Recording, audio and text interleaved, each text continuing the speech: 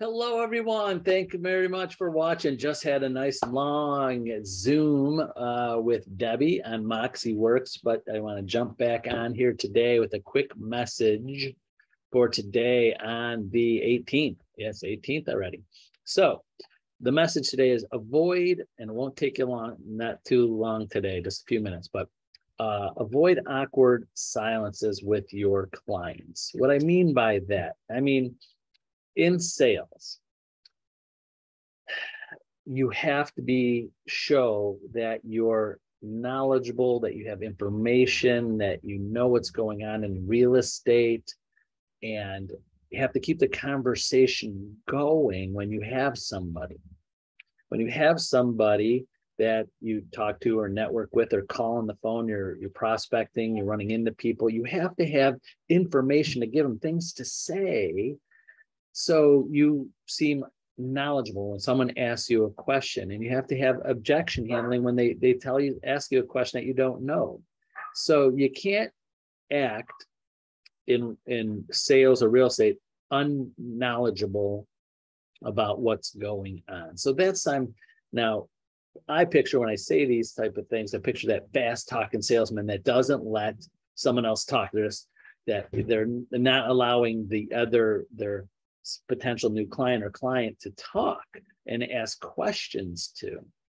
So think of things, you got to practice this kind of art form of communication to keep the conversation going when you have someone kind of interested in what you have to say. And when you don't have something to say, you got to ask a question. Like, when you're looking to move? Well, we're looking to move here. Well, what kind of things are most important to you? What kind of information can I give you? Like, example, when you have people that are not going to move anytime soon, but you want to keep them updated, like, hey, well, by the way, I'm a great resource to tell you what's going on in your market. I could send you information from time to time, just tell you what the value of your home was. Would that be valuable to you? Yes. Well, what kind of information are you interested in? Where the interest rates are, where the sales in your area are compared to you, how far out? Would you like information on where you might be thinking about going and what's happening there in that market with the prices going up and down? What's most important to you? Wait for a response. So I could go on and on and on about the tennis match, so to say, of communication and talking with people, but there can't be an awkward silence or it's over. It's kind of like, what's the comparison? I remember reading an article once, years and years ago. There was a show or a live broadcast, and I'm sorry, I'm kind of butchering the story up, but it stuck with me. Is that there was a live broadcast of something years ago, and all of a sudden the TV signal went out for, like, I don't know how many seconds or less than a minute. And then they tracked, because they could track, or however they do, how many people are watching a certain broadcast.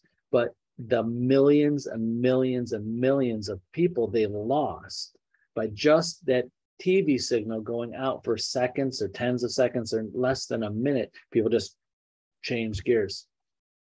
They were interested in that, whatever was they were broadcasting, and they changed gears. So I'm sorry, I don't know the exact story, but what I'm trying to say is that theory stuck with me.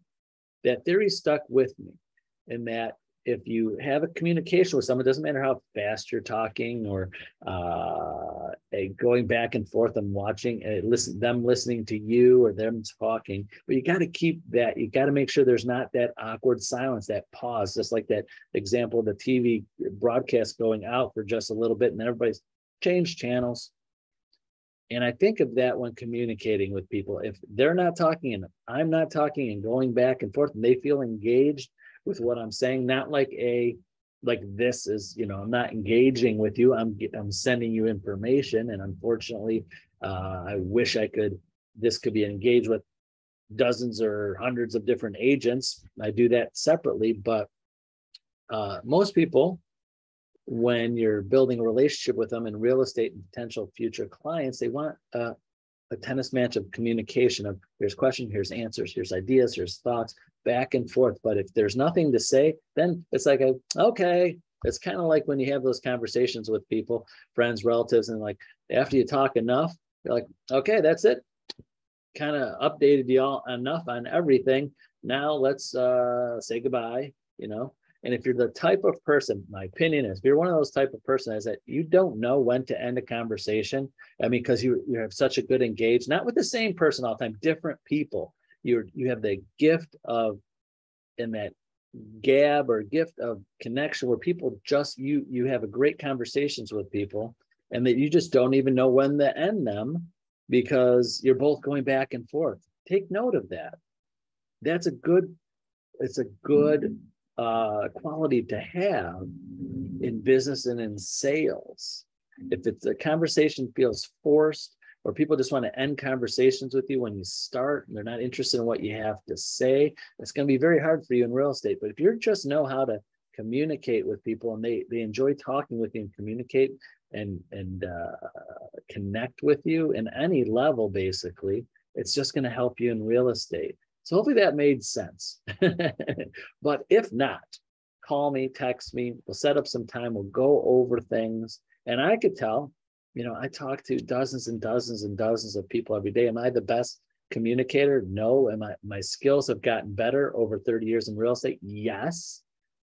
But I could tell when I'm having conversation with people, this is just, it feels like a forced conversation. There's not much going on in this conversation. And I talk to so many different people. I see it, you know, because if you only talk to 1 or 2, 3 people a day, you're like, you might miss it. But if you talk to 10, 15, 20 plus people a day, you're going to know that conversation was easy. That person was a good, was nice to talk to no matter what they were saying. It was a good, there wasn't an awkward silence there where they could take the opportunity to stop the conversation. So that's an important part.